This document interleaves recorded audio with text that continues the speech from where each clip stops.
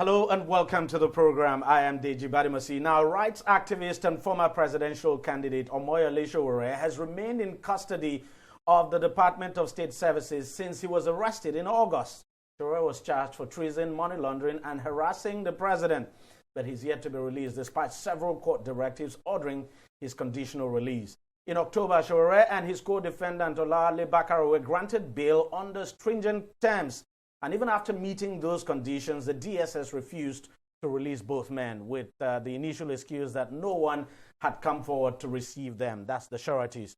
The DSS said Sowore and Bakare will only be released to their sureties to ensure that the persons now can be held accountable on the occasion that the defendants now absconded. The Sowore's case is one of several recent arrests and detentions of journalists and activists in Nigeria. Jalingo, a journalist, has also been in the DSS custody in Cross River State since August, following the publication of an article alleging government corruption now against the Cross River State government. Jalingo actually is in the custody of the Nigerian Correctional Service because that's where he was remanded. Now, he made those allegations as far back as July. With these events, the question in the minds of many is freedom of speech actually under threat? And is this current administration truly committed to obeying the rule of law? To discuss this and more, I'm being joined on the program by Libros Oshoma, who is a lawyer and public affairs analyst. Libros, thank you very much for coming on the program. My pleasure. When the court initially ordered the release of Sowore, we all thought he was going to be released, especially when he met the bail conditions. But unfortunately, he wasn't released. And we've had arguments that, that just as the DS has argued, that he can only be released to his sureties, but that these sureties have actually not come forward. What exactly is the position of the law when it comes to, the release of accused persons now as ordered by the court? Yeah, especially when they've met their bail conditions. Yes, the order of the court usually specifies who to no, not really, who to verify the sureties. And so if the order of the court says that the DSS should verify the sureties, then it would be the duty of the DSS to verify the sureties. And then they will ask the sureties to come before them. In this case, the court order was that the chief registrar of the court should verify the sureties. And after the chief registrar had verified the sureties, they issued a release warrant.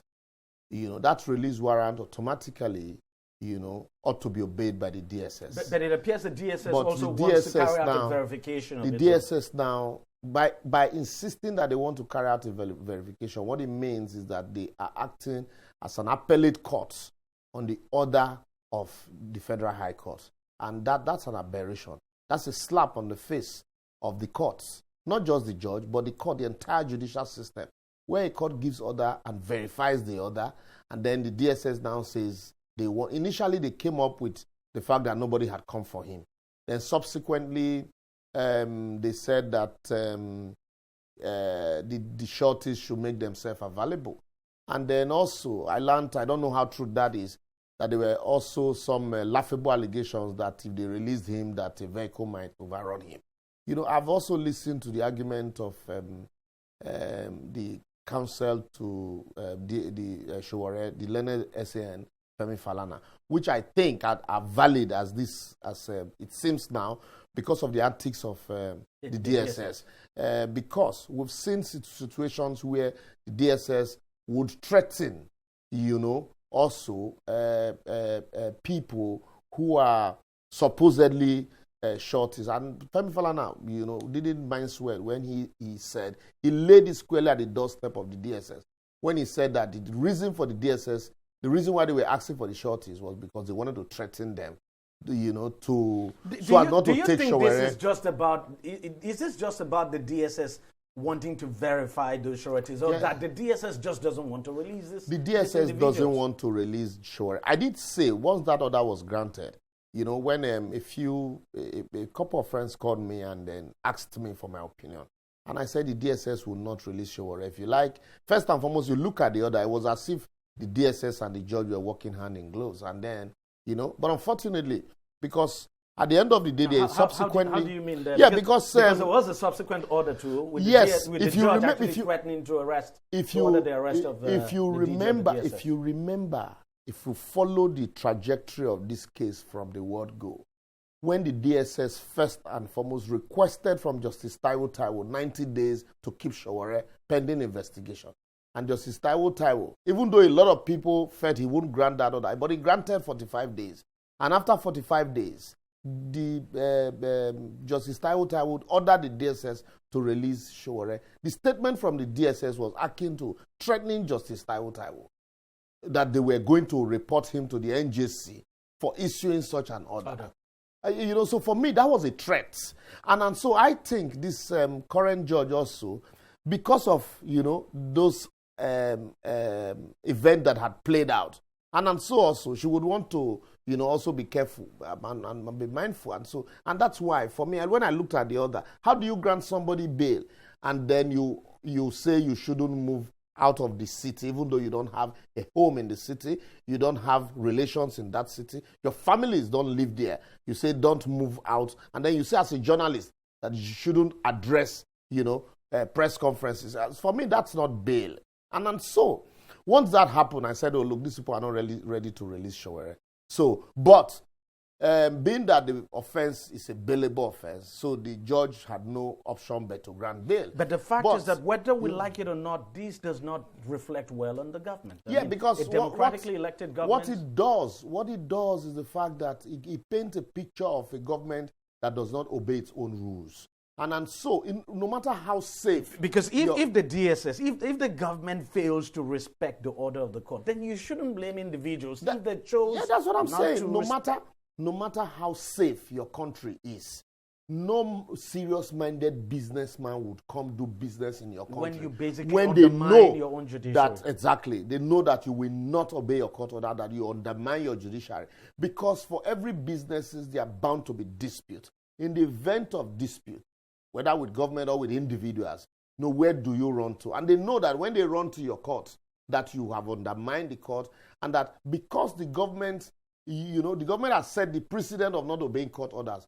Some powerful individuals also in the country might choose not to obey court orders. So at the end of the day, what does that lead you to? It leads you to self-help. To be candid, if you ask me, I think this is quite sad. It's unfortunate. I do not know why it's difficult to release your... The heavens will not fall. It's not. And then even the conditions given, as you said, quite stringent. But even with those stringent conditions. The issue is, when you look at all that is playing out, I think that what the DSS and the government is trying to do is to create fear in the mind of would-be, opposition, would-be, the ones they call strong-headed activists. And just the other day, we saw some members of the U.S. Congress writing, of course, the country, telling the government that its action reflects very badly on the country. Exactly. And so when that is playing out in one end, and then you now have the social media bill, then the hate speech bill. When you put all of this together, the only answer you get is that, the government is trying to muzzle, free speech. And then, unfortunately also, I tell people, really there is no difference between the PDP and the APC, in as far as I'm concerned. They are all birds of the same feather. While Sowore is, in detention at the center, you also have the case of Agba Jalingo. I was just going to come to that. Tell me what you make of Agba Jalingo. But in his own case, he's actually applied for bail. He's not been granted bail. Yes, the judge has continued to keep him in prison. You see, it's also unfortunate. It's also very unfortunate that in that case, in spite of the watery nature of the proof of evidence, the judge says simply because there is, at a point, they try linking him up with Sowore. And then when that couldn't hold water, they now amended him of plotting to overthrow the government of Cross River State. And it sounds preposterous to me how you could plot to overthrow a state government, not even the federal government. And so I think they were just fishing for allegations that, will sound, bogus in the mind of people, no matter how unbelieving those allegations might be. And so with those allegations, they forum shop for a judge that would do their bidding. Unfortunately, because I also, from the snippets that we have heard that transpired in court, even between the learned essay and Olumide Fusika and the judge in that matter, even there's a confrontation. To the extent that there was also allegations that the judge said, look, when was it Ken Sarowiwa's matter, that Chief Gani Fayemi walked out on the tribunal, but at the end of the day, the tribunal still did what they wanted to do. And that's true. I heard that video. I heard that audio. Making such statement, for me, it was like the judge had concluded, you know, for even such statement alone would have warranted the judge recusing himself from handling such a matter. Let me ask you this. Let's even take the case of Jalingo, for instance. If he was granted bail, would that undermine the trial? I don't know how granting him bail would undermine the trial. But, you know, one thing that the government is, both at Cross River State and the federal government do not really know, is that gradually they are creating heroes out of these people. Because this was how, you know, the South African apartheid government created a hero out of Mandela, kept him in custody, incarceration for years. But at the end of the day, he came out, you know, to become the president of Nigeria. Till today, that Mandela has become the most celebrated African, dead or alive. And so, because also even people, ordinarily we won't be discussing Sowore and Agba Jalingo today, if not the fact that the governments at the state level and the federal are trying to create heroes out of this, for daring to ask questions about the 500 million naira microfinance bank funds. Government is about accountability. And the question is this, and the issue is, if someone asks a question to say or makes an allegation, what is so difficult in the state government coming out and putting the books, you know, putting the books bare, open the books and let people understand? Here.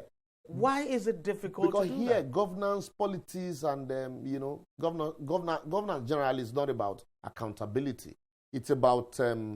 what do you call it? You have more of rulers here than leaders. And did he have to be arrested the way he was arrested? And then you create... taken by rules yes, what the governor just wanted to teach him was, look, I am the emperor here.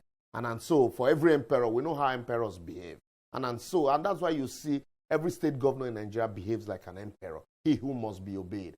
And then we have this mentality of the governor or the emperor can do no wrong. And even people who ordinarily should advise, you know, the emperor or the governor or the president, as the case may be, irrespective of whose horse is God, in spite of their age, you still see them kowtowing to the whims and caprices of the government simply because of bread and butter. And so that's why even some of them, when you talk to them in confidence, they will open up to you. But publicly, you see them supporting this, unfortunate and ugly incidents that we see playing out today. But like we say, I know some persons have called me at several fora to also tell me to be mindful. But like we say, if we do not speak today, a time will come when all of us, won't even have a voice. But because if we keep quiet now, because we think it's Agba Jalingo and Sowore, someday it might be us and there will be no voice to even speak for us. And for me, the final word would be, you don't just kill an ant with a sledgehammer.